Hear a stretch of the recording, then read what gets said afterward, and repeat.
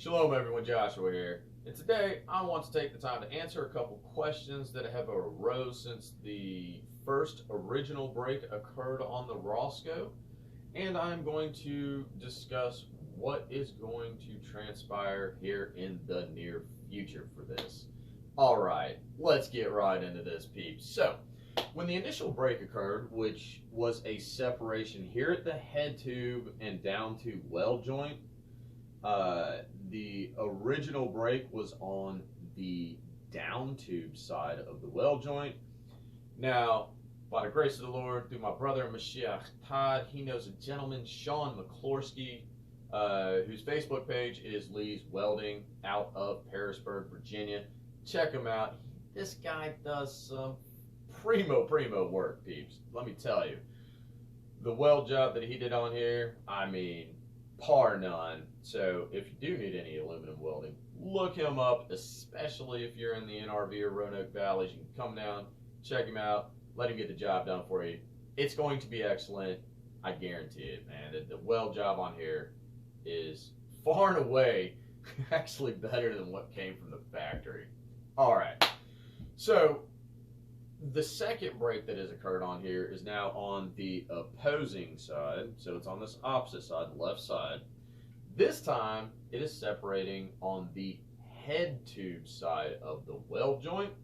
And today I'm going to strip this down and send the frame off with Todd back to Shawn, and he is going to make that side of the weld joint stronger.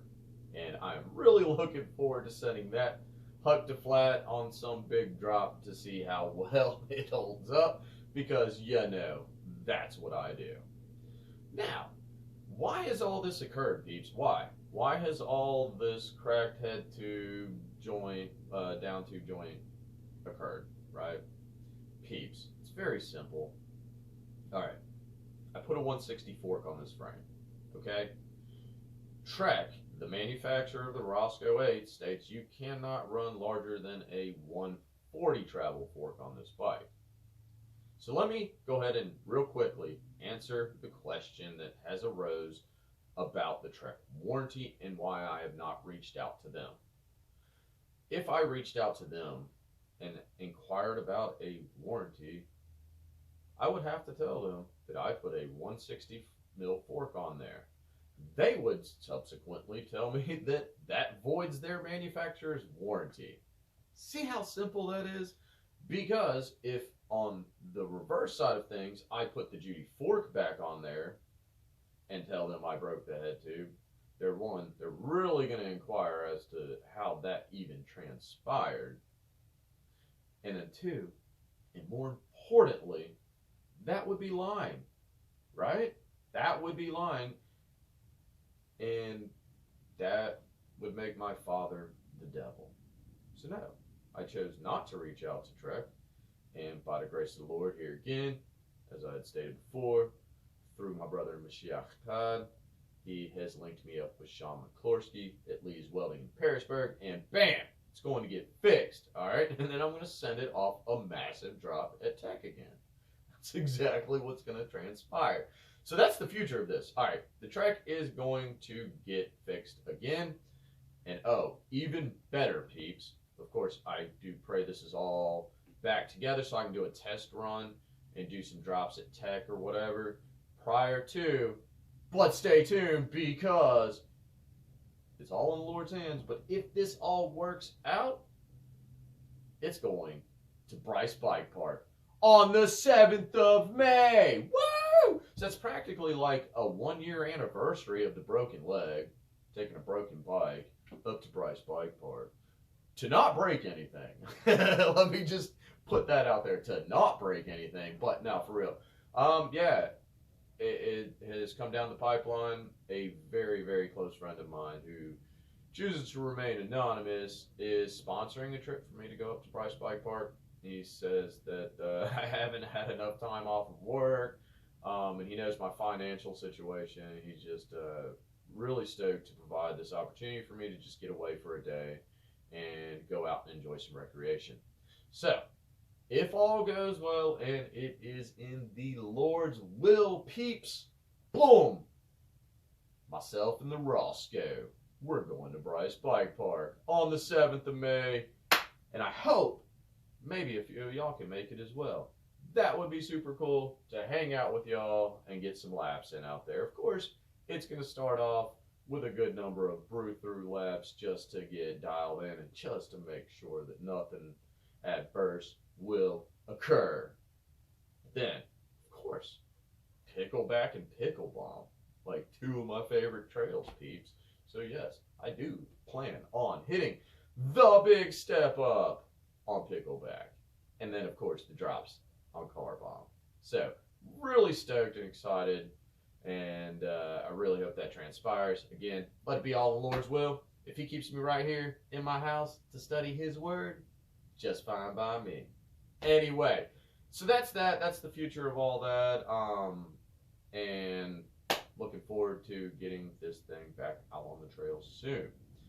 Now, another question that arose early on from some of my very, very long-time followers. They had inquired what happened with my, quote, forever bike, unquote.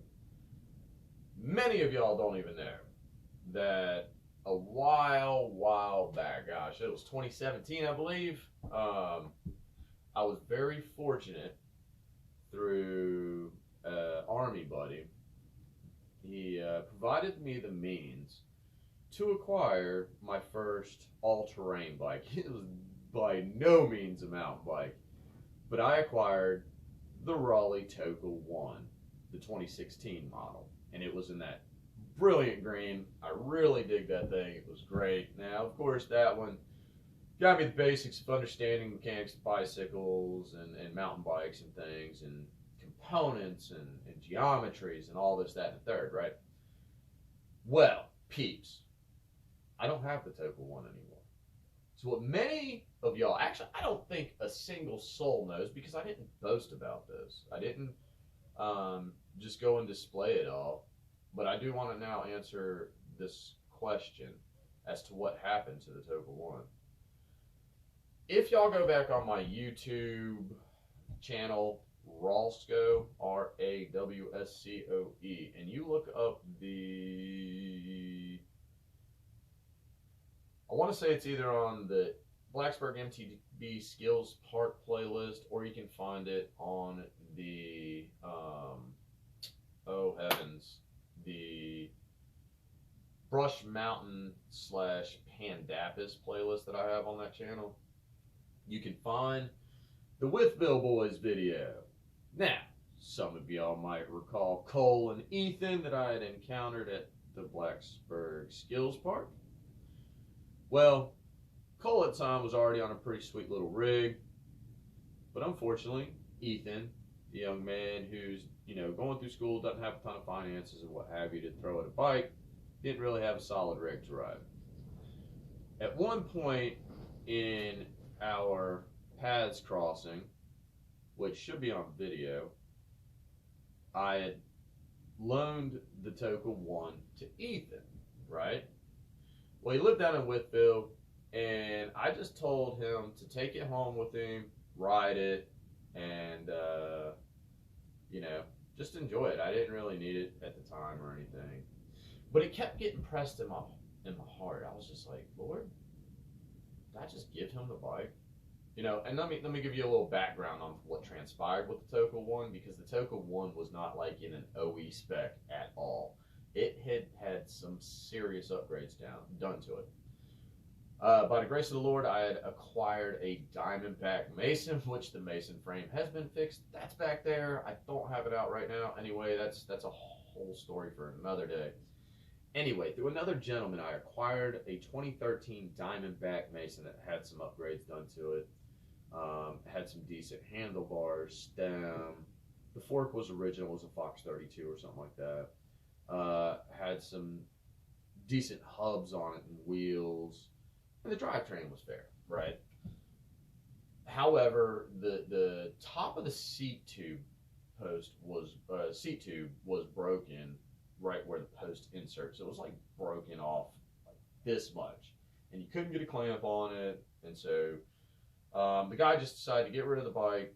The part spec on the bike were actually far and away well worth more than what he allowed me to purchase it for, so hallelujah to that. But here's what transpired. I took all those parts off the Diamondback Mason and transferred them onto the Tokul 1. So the Tokul 1 had like Spank Uzi hubs, can't remember which hoops, I-9 hoops or something like that. Anyway, it's just really, really good spec parts. I even dropped $100+ on a dropper post for it because it was in the 30.9 and all I had was a 31.6. So I even dropped the money on that, put a dropper post on it. It was a really sweet build, right? But yeah, I kept praying on it after I had allowed Ethan to borrow it, and the Lord was just like, give it to him. What do you need it for? You've been provided for. I was like, you're right, Lord. You're right. So, I sent Cole a message through IG, how we communicate, and said, hey, just tell Ethan to keep the bike. And that is what transpired with my quote, forever bike, unquote. So dumb, forever bike. Wow, the things I've said in the past, silly peeps. But yeah, so there you go. That's the big deal with all of this.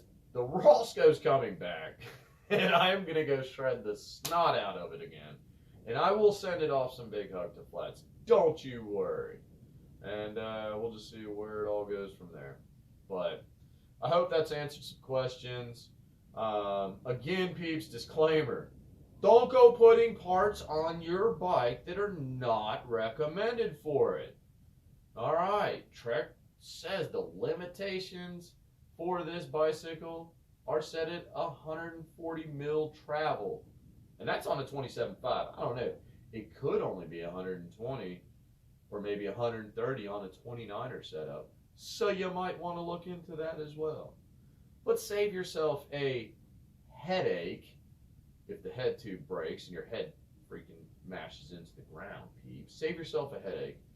And don't put parts on your bike not recommended for it.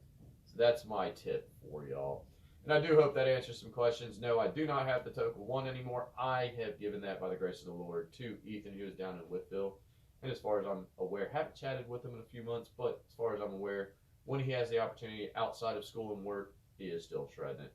And maybe even this summer, we'll all get together, Cole, Ethan, and myself, and we'll all get a ride in. Maybe the Tokul will make an appearance again. But for now, stay tuned. I hope to get this back from Shawn real soon. Hey, Shawn, by the way, thanks, man. You do a fantastic job on those welds, bro. I am so looking forward to what you'll be able to put together on this go-around. Thanks a bunch, man. But yeah, peeps, stay tuned. Could be some big things coming up very soon. And who knows, this rig could be at Bryce on the 7th of May. I'm out of here. Go love thy neighbors. Shalom.